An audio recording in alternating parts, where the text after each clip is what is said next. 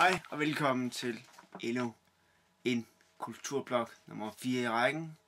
Den tredje helt almindelige. Ja, det må vi se, den så bliver. Jeg har forberedt på ting, jeg gerne vil snakke om.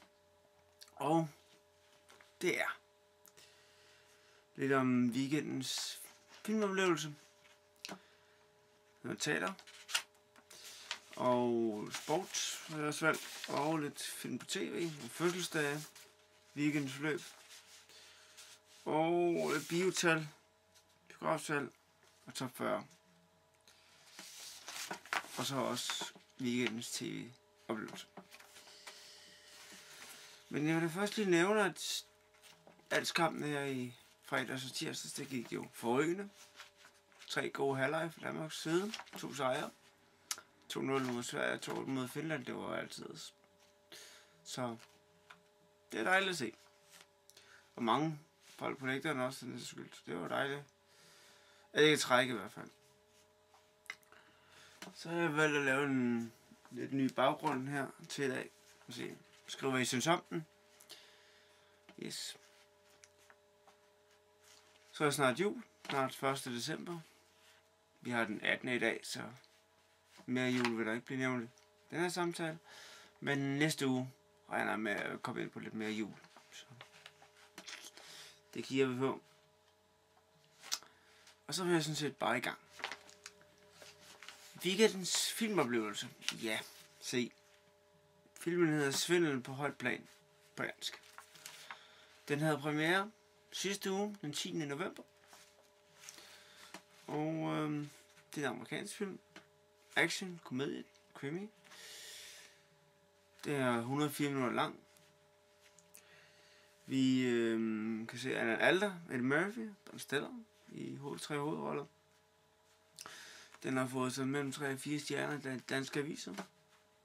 BT, Ekstrabladet, Politikken har givet 4, som det højeste. Den her film er der spænding, penge, humor, rappe replikker. Den er om $20 million, så der er meget på spil. Der er hurtige biler, og der er virkelig intensitet i den her film. I skulle gå ind og se den. Gå ind og se trailerne på Scoop.dk og komme med til vurdering. Weekendens teateroplevelse. Ja. Så det er en koncert, som havde premiere tidligere, men den er blevet taget op igen, fordi det simpelthen blev solgt så mange billetter. Det er en teaterkoncert med Leonard Cohns tekster. Det er blevet til moderne teaterkoncerter. Og den startede her den 11. november, og så kører den til den 17. december på Aarhus Teater, Scala-scenen. Og der er Pernille Højmark og Jens Jørgen Spottag i hovedrollerne. Det er Rolf Helm, der er instrueret. Og der går jo Politikens i byen.dk/scene og læse meget mere om den, om Pernille Højmarks begrundelse for at være med i den her forestilling. Det er omkring, at Leonard Cohen blev taget meget for hende, da både hendes far forlod dem, og altså hendes mor, hende selv, og også da hendes mor døde. Og så hun har søgt meget trøst i hans tekster. Så det skulle love meget godt. Altså, i en masse kærlighed til musik og Leonard Cohns tekster er fantastisk. Han står blandt andet der Halleluja, som Tine Dickow og Steffen Brandt virkelig lavede deres fantastiske fortolkning af for nogle år siden. Meget rørende fortolkning. Yes. Jeg tænker, det bliver lidt kort i dag, fordi ja. Jeg vil lade op til jer selv og studere tingene lidt mere grundigt, så jeg bare give nogle appetitvækker. Yes. Så er vi nået til weekendens sportsoplevelse. Og ja, der er jo kigget lidt på Superligaen, hvilke kampe der er det videre på. Og først og fremmest, jamen altså Brøndby og FCK, de mødes jo for 3. gang i den her sæson. Og må ikke det bliver lykkens gang for Brøndby. Kron Daly har i hvert fald ude at sige, at der venter overraskelser. Så nu må vi se, spændende at se, hvad det så går ind og bliver. For man kan sige, at Brøndby har brug for den her sejr. Der er, så vidt jeg har kunne regne mig frem til, kun 3 point ned til Lyngby, så, altså under nedrykningspladsen. Og de har HB Køge hjemme, så må ikke Lyngby, de tager en sejr der på søndag kl. 4. Så det kræver i hvert fald, at Brøndby de tager sig sammen. Vi kan rykke deroppe af. Det bliver spændende at se. Så andre kampe, jamen altså så Horsens OB mødes vi her lørdag kl. 5. Hvem vinder? Har I nogle bud? Og det er jo Horsens med 23. Og på 4. pladsen er OB med 19, lidt længere ned ad rækkerne. Så der er Nordsjælland og Sønderjyske, der mødes den 20. Det bliver spændende at se, om Nordsjælland kan blive ved med at holde en god form, og om Sønderjysk kan finde lidt tilbage til sporet igen, kan man sige. Det begyndte jo så godt der i august, hvor det lå rigtig flot deroppe af, nu er det jo, ja, som er helt nede på 9. pladsen, så der er meget kæmpe for dem. Så Lyngby, HB Køge, jamen må ikke Lyngby gå ind og tage en sejr der. Det er bundopgør 11 med nummer 12. Jeg vil sige, HB Køge har alt at vinde. Og Lyngby skulle gerne tage den her sejr, hvis de skal gøre forhåbning om at blive i Superligaen. Der er langt op. Eller der er kun 3 point, så det bliver spændende. FC Midtjylland og OB, jamen altså, det er jo Midtjylland på 3. pladsen, og OB næsten nummer 5. Så der kan ske nogle ting, der sagde i den kamp. Det er der helt sikkert på. Men Midtjylland sejr, måske. AGF Silkeborg, jamen AGF er jo virkelig fået en fantastisk start. Bedre hold end Silkeborg, så må ikke Aarhus, de tager den på, GI Park. Se. Men I kan jo komme med nogle bud på vinderne i de her kampe her. Bliver der nogle overraskelser? Hvem vinder? Hvem taber? Bliver der lavet mange mål? Hvem laver målene? Kom med nogle seriøse bud, så kan vi jo diskutere der på Facebook, bloggen om det, om alle mener det samme. Vi får se. Så skal vi kigge lidt på weekendens film på dansk tv.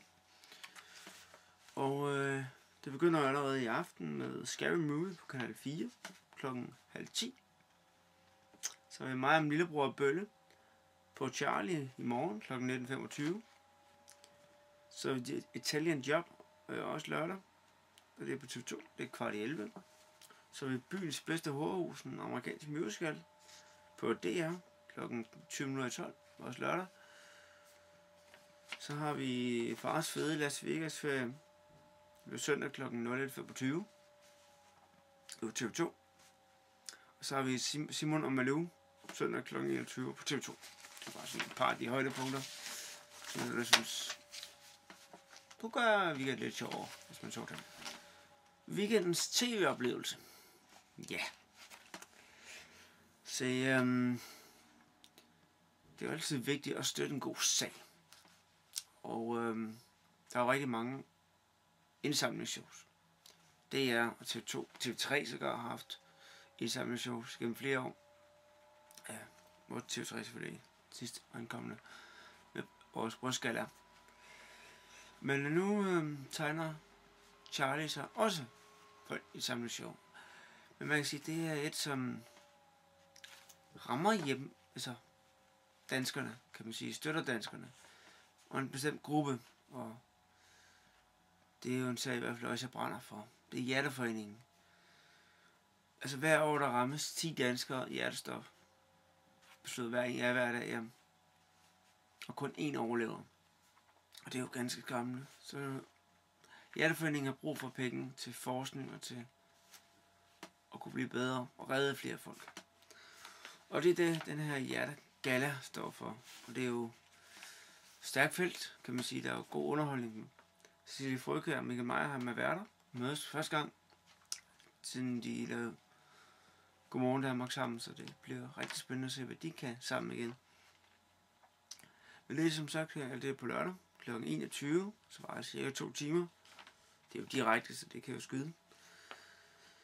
Vi kan opleve Birte Kjær, Roland Olsen, som vi kender, Niels Hausgaard, Søs Elin, Kasper Christensen og Frank Hvam med flere.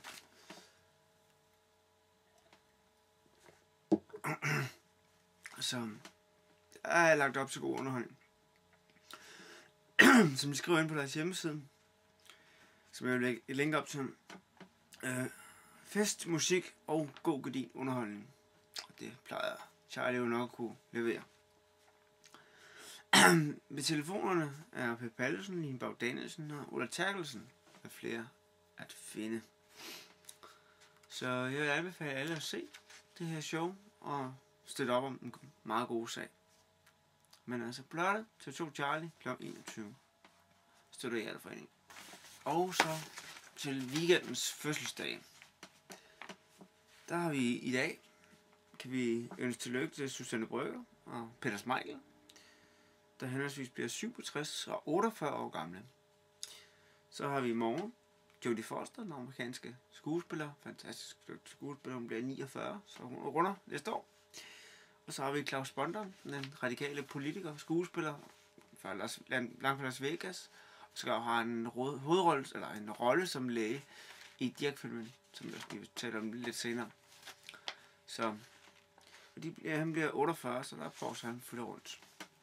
Så har vi også Thomas Hartmann, han stand-up-komiker, han bliver 42. Søndag, James Price, dansk tv-kok, og kapelmester i Sjøsvin, han bliver 52. Så er der Halvdan A, den danske komponist, kan det være talrige succeser.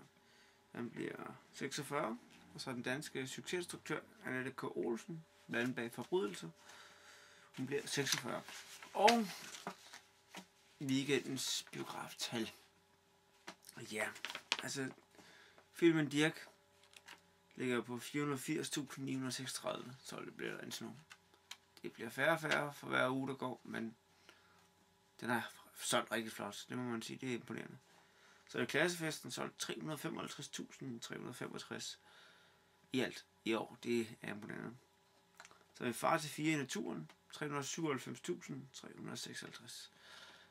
Virkelig 3 års, hvad kan man sige, biograf sluger.